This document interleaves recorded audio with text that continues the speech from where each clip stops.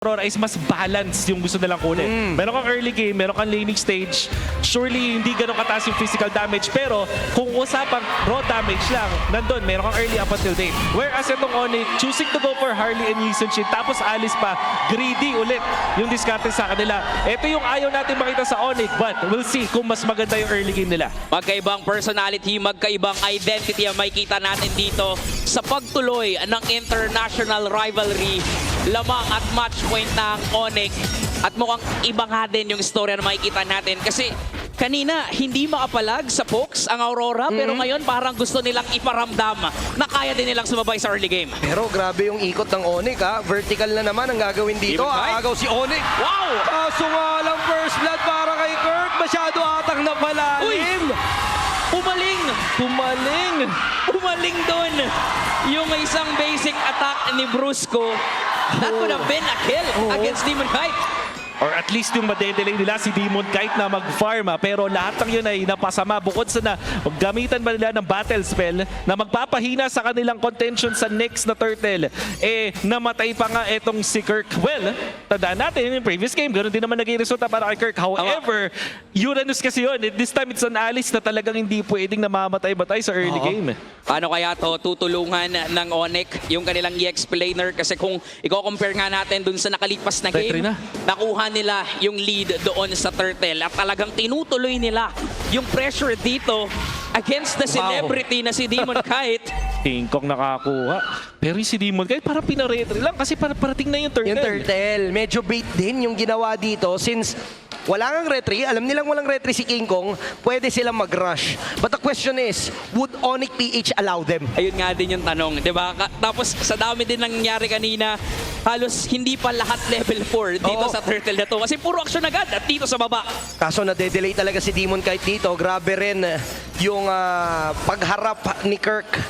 Just trying to zone out members of Aurora and parang hindi ganun yung mangyayari kasi napatagal din, umabot din yung cooldown on the retribution and nag-decide na ang Aurora, sige, bigay muna natin yung pagong. Tapos 5-man turtle pa to. Si Yun na Savero nga eh. nandun agad.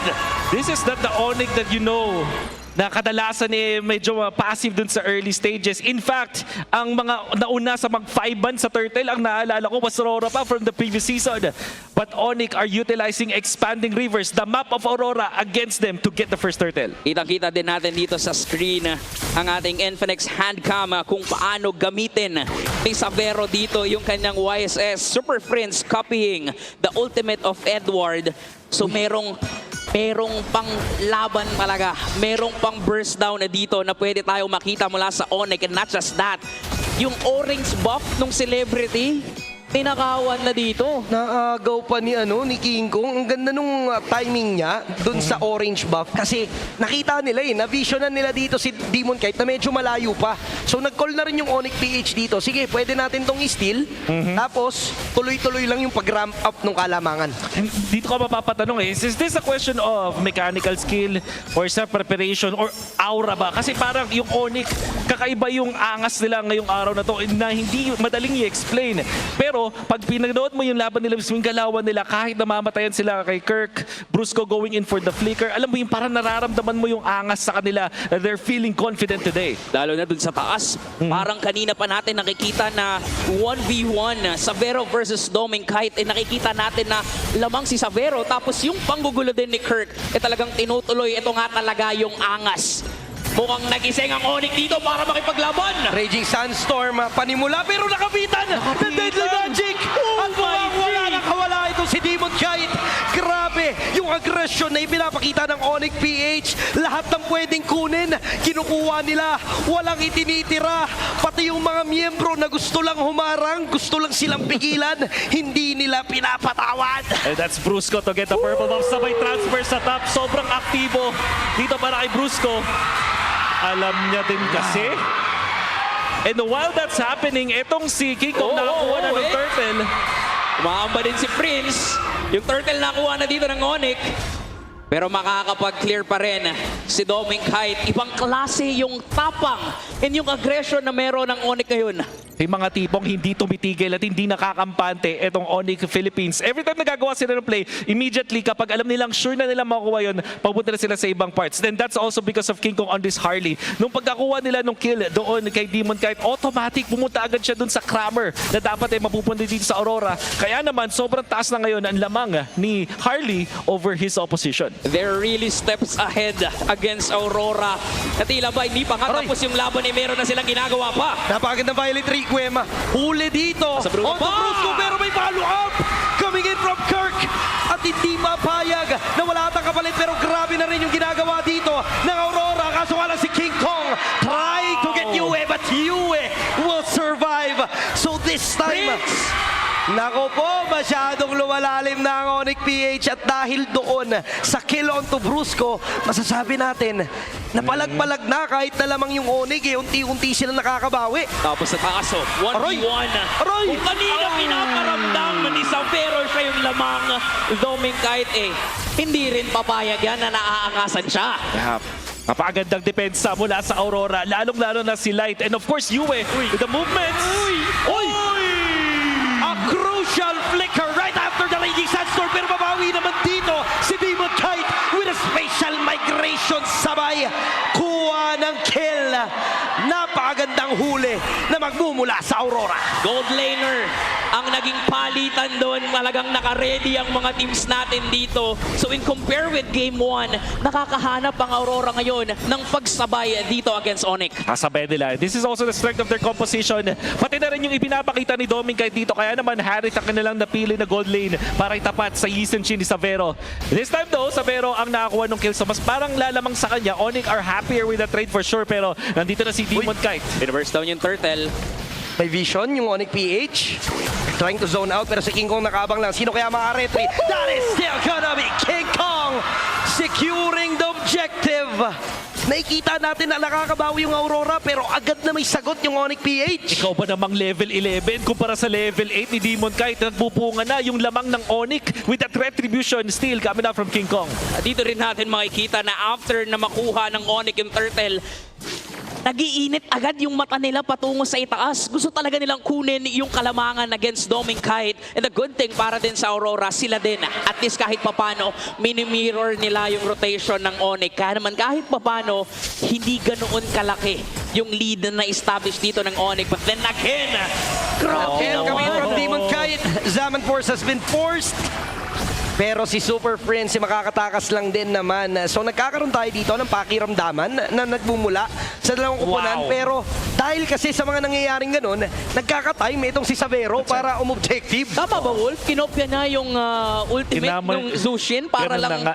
mukhang may flicker siya. Mukha siyang nag-flicker doon but that's just the Crimson Beacon. Sabay TP. Inuna pa yung tumipi para aurahan yung katapat nila. Tingin ko parte din ng play ng Onyx dito na inisin yung kanilang mga katapat at frustrate yung mga members ng Aurora.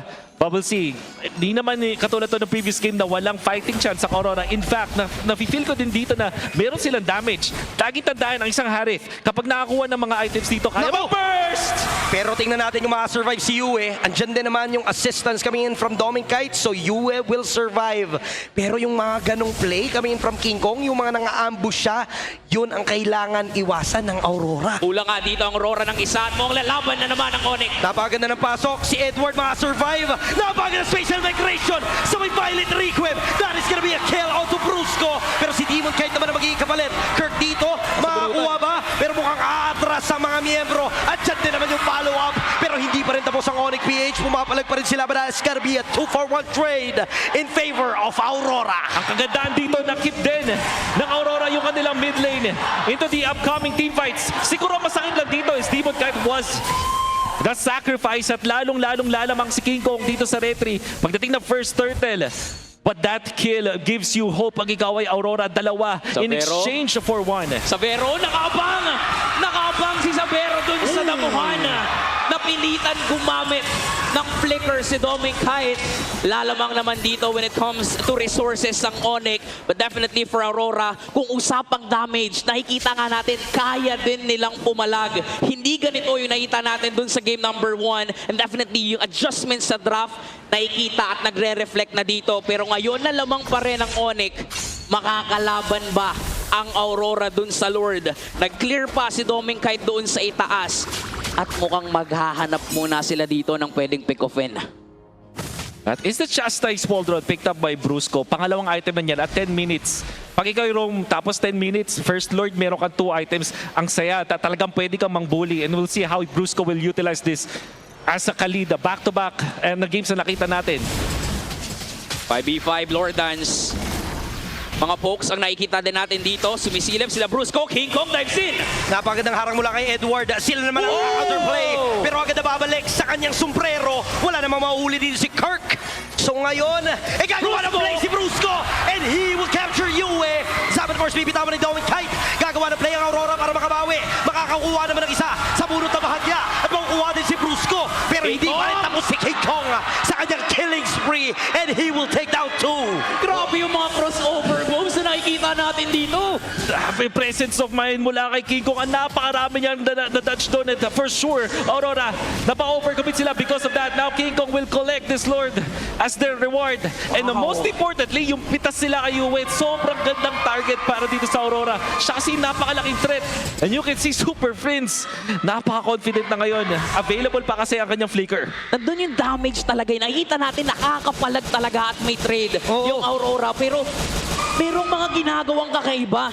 Itong sila Sigma Jungler talagang nagpapasikat sa ngayon. Ako nagulat ako actually dun sa ginawang Raging Sandstorm ni Brusco. Isa pa yun. Kasi parang ang call dun, okay, failed attempt, back na. Pero sabi Brusco, hindi, may ulti pa ako, gamitin Laban natin to. lang.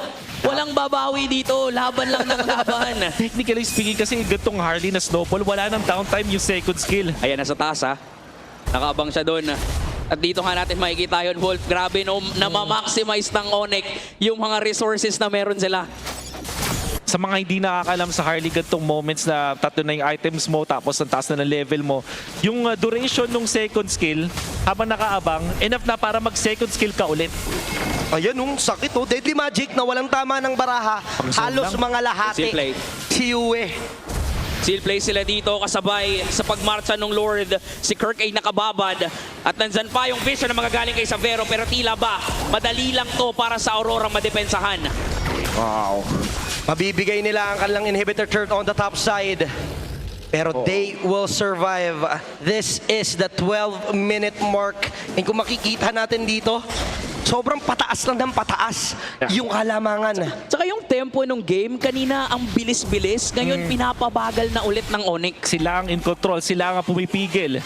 Ito sa ginagawa ng Aurora.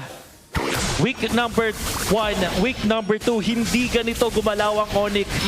Pinakita nila na lahat ng weakness na sinasabi natin sa kanila ay hindi na nila gagawin at mas bibilisan nila yung paglaro. Priority pick on the Khalid. At nakikita natin na yung Onyx nagbe-benefit dito. Bumababad si Kirk.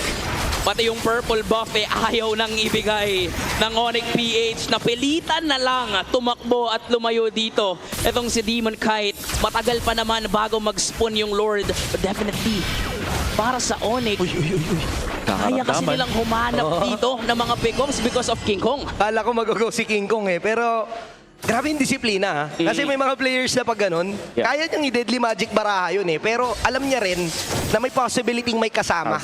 And the Winter Crown is also available kay Demon Kite, so hindi magiging worth it. Siguro may world na maganda mag-force ng Winter Crown, pero kung exchange sa buhay niya, lalo na 3-0-1 siya, patuloy shutdown siya doon, talagang matatamaan ng Onyx 20 seconds before the Lord. So, patience mula kay King Kong. Lamang din ang Onyx when it comes to minion waves sa itaas. Lalong-lalo na wala nang ang base turret dito ang Aurora.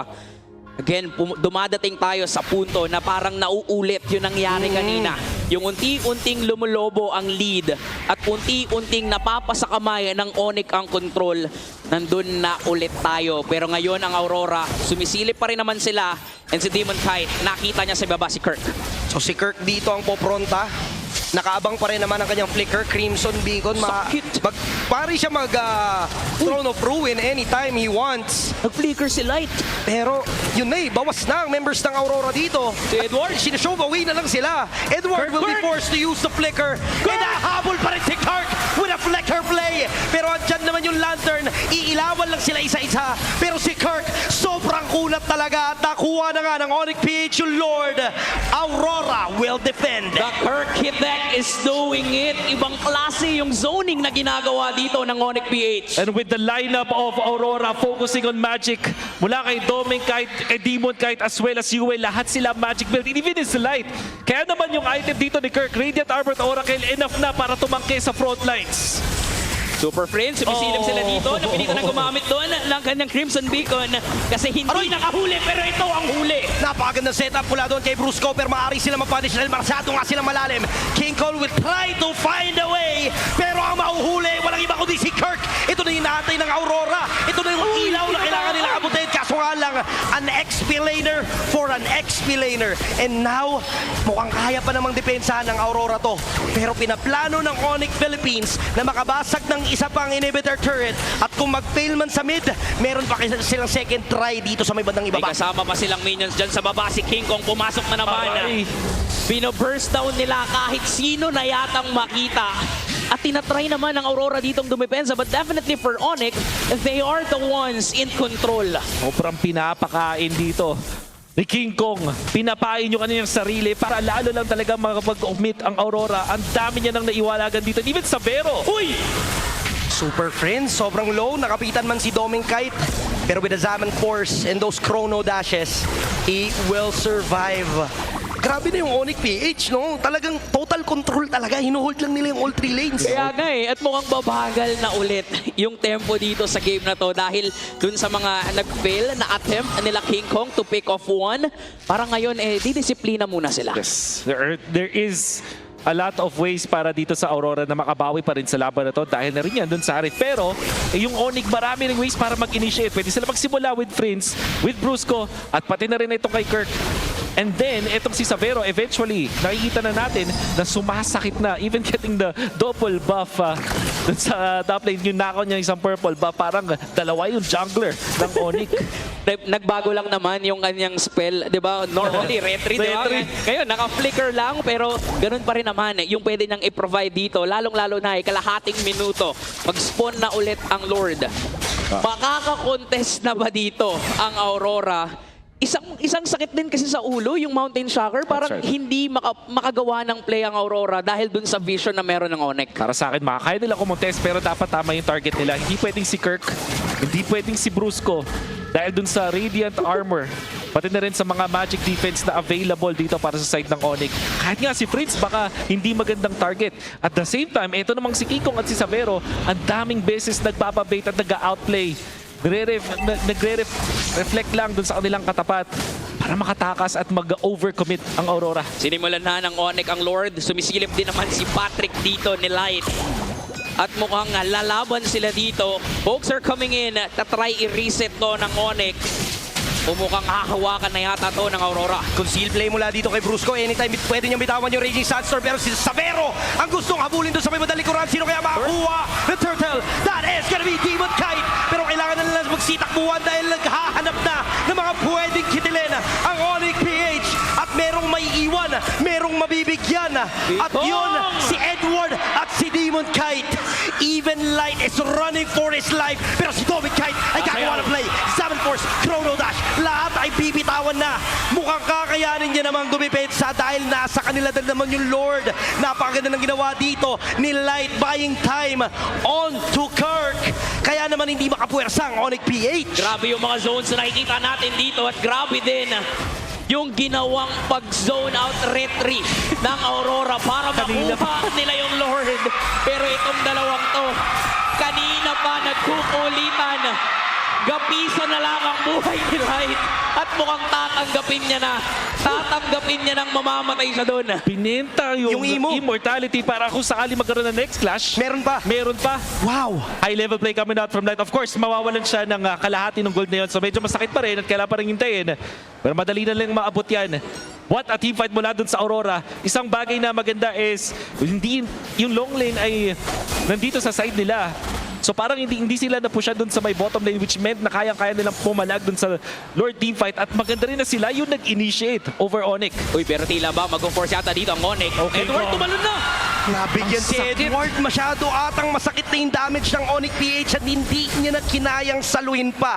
Alam mo yung plano ni Edward, gusto niya lang guluhin, gusto niya lang makahuli kasi kaya niya namang sumustain. It's just that Onyx PH is too much right now. And Super Friends, yung Terrify, nakita mo yun? Enough na yung duration ng Terrify dun kay Lapu-Lapu para mapatumba. And look at that, very well coordinated attack mula sa Onyx. Kinakabahan ako dun sa mga nangyayari kasi pati yung Tori, ganun na sila kagigil. And Kirk once again. Throne of Ruin play coming in from Kirk pero mukhang hindi ata to magta-translate. Not unless mag-all-in na rin ang Onyx PH. Apat na dedepensa mula sa Aurora. Bumibase lang ng bahagya si Savero pero mukhang madedepensahan naman. Ngayon, ano kaya ang magiging plano ng dalawang kupunan? Onyx PH will decide to back off. Mukhang base turrets lang muna ang gustong kunin dito ng Onyx. Makakadepensa pa rin naman ng Aurora pero mag-spawn na ulit ang Lord. 8 seconds na lang. The previous time, Makakalaban ba sila dito? mas mahirap for sure kumpara dun sa previous one. Bertie, dahil this time, yung kanilang minion wave ay kailangan nilang sagutin. At ang Onyx, dahil malapit na mag-spawn yung minions, yung Lord, yung minion wave hindi na nila minanage at mas gusto na nila mag-burst na lang dito. Pwede ito maging opening para sa Aurora. Sumisilip sila dito. Edward, pumasok na. Gusto mo muli ni Edward pero siya ay nagkamali. Ngayon naman si Kirk ang gagawa ng play. Gaganti na ang Onyx PH pero right after the counter play, okay, Lord muna tayo. Kung focus nga muna, disiplina pa rin ang paiiralin dito ng Onyx. Pero sumisilip pa rin ang Aurora. Gusto pa rin yata nilang lumaban dito sa pagharap ni Light pero ang kunat din talaga ni Kirk. Sino kaya ang kanyang kakapitan? Violet Requiem forced to use si Demon Knight just to escape. Kirk and Kirk again with those TPs. An easy Lord para sa Onyx PH. Demon, kahit the moment na nagpakita siya sa Onyx, gino agad ng mga members ng Onyx and Kirk ngayon. Yung Alice na fourth pick, na tatlo yung magic defense tapos merong winter crown. Nakikita nyo naman hindi siya natakot at all. Lalong-lalo na dahil si Edward nagpakita dun sa may base ng side ng Aurora. So walang physical damage na magiging threat para sa kanya. Napakagandang pag-abuse ng Onyx sa lineup na naging choice dito ng Aurora. Kaya hindi natakot si Kirk mag-spam ng TB kasi alam niyang kukulangin sa damage output dito ang Aurora. Pero ang hindi kukulangin yung mga pulutong ng minions na parating Dami. at papasok dito sa kupunan ng Aurora. Ito na nata ang perfect timing para sa Onyx PH na gumawa ng play at tapusin yung laban na to. Medyo makapal ang naiipon dito sa may bandang kita. Habang yung Aurora trying to defend pa rin. Si Kirk ang makakapitan. Winter Crown play coming in from Kirk. Just trying to survive the fight. And Tommy Kyle will fall down. Nagkakapalitan na. Nagkakabilihan na ng mga Evo. Pero yung Onyx Philippines ang tatapos sa serye. The Northern Lights is gonna be out for this series. Onyx PH will prevail. Sa international rivalry to, nakita natin ang evolution ng Onyx Philippines.